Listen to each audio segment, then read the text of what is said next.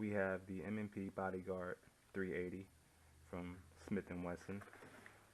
This is the current pocket carry pistol that I use now, or that I have had. I just haven't had the chance to make a video. When you purchase this firearm, it will come inside of this this little notebook looking device here. It will come with 2 magazines, both holding 6 rounds.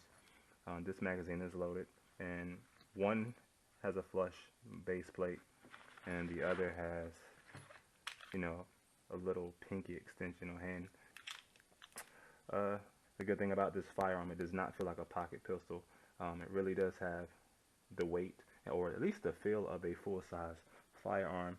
And this one does have the Crimson Trace red dot laser as a sight. You have just a steady beam there, and then you also have, you know, the strobe with the flashing. So it's nice to have that feature, especially for myself, because this firearm does have a long trigger pull. I'm not the best at shooting long trigger pulls as such, but it is hammer fired, and it also has double strike capability. So if there's any kind of feeding issues at the range, I pull the trigger, it'll fire the next round. So you don't have to, you know, tack and rack. It does have real sights, and they are exchangeable. You can replace these with aftermarket parts.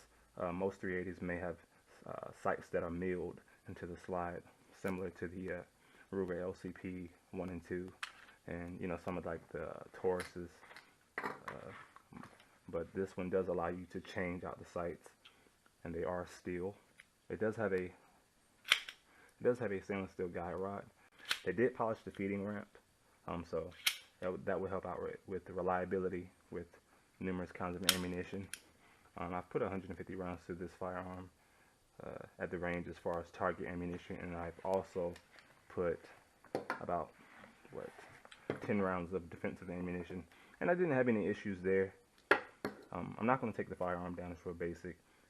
Rack the slide back, turn this pin down, pops right on out. I didn't have any issues at the range. It does feel a bit snappy because quite small, which is probably why it felt that way. But I did purchase this aftermarket grip sleeve from, I believe, Packmeyer Grips, and it helps out with comfort. So it really does help absorb the recoil, and it feels a whole lot better, especially since it's so small. It also does here have a chamber indicator. When you have a round in the chamber, you will see a little piece of brass in the corner here.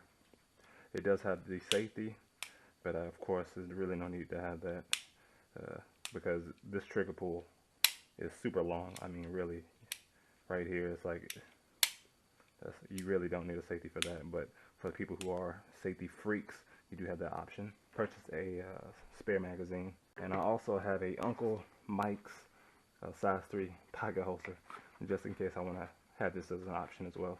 And it does fit the firearm pretty securely. Also a holster.